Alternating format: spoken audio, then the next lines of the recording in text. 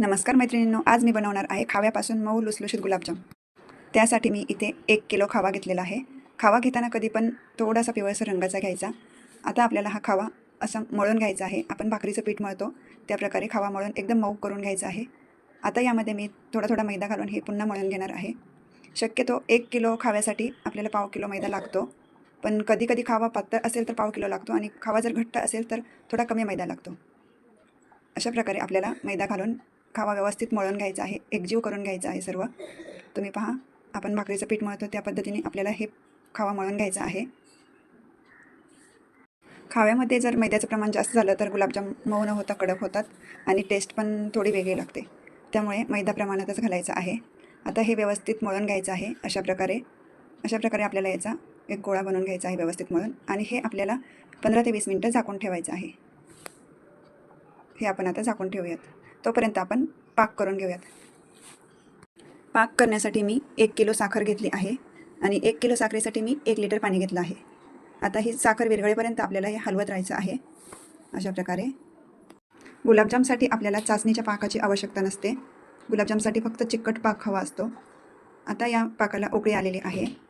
अशी उकळी आपल्याला 5 मिनिटं येऊ द्यायची आहे। त्यानंतर आपण पाहूयात आपला पाक आता चिकट झालेला आहे। आता यामध्ये मी टाकते थोडीशी वेलची पावडर आणि केशर। आता आपला पाक रेडी आहे। आता आपण गुलाबजामचे गोळे करून घेऊयात। अशा प्रकारे आपल्याला खाव्याचे व्यवस्थित एकसारखे गोळे बनवून घ्यायचे आहेत।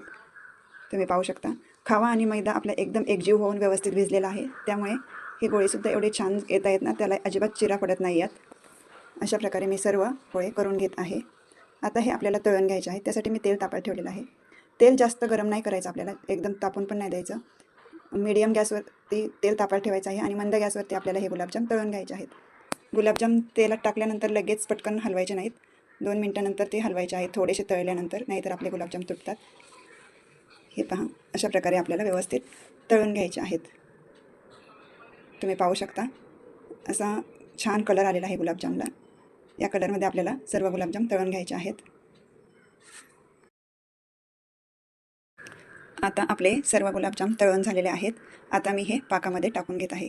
पाक आपल्याला जास्त गरम पण नको आहे आणि थंड पण नको आहे, थोडासा हलकासा गरम पाहिजे, बोटाला थोडासा गरम लागेल असा। आता मी त्यामध्ये सर्व गुलाबजाम टाकून घेत आहे आणि तुम्ही पहा, अशा प्रकारे मी गुलाबजाम पाकात टाकलेले आहेत आणि आता हे 5 ते 6 तास असेच ठेवायचे आहे। आता आपले गुलाबजाम रेडी आहेत। हे पहा, पाक एकदम आतपर्यंत मुरलेला आहे आणि एकदम लुसलुशीत असे गुलाबजाम झालेले आहेत। तुम्हाला जर माझी रेसिपी आवडली असेल तर लाईक करा, शेअर करा आणि माझ्या चॅनलला सबस्क्राईब करा।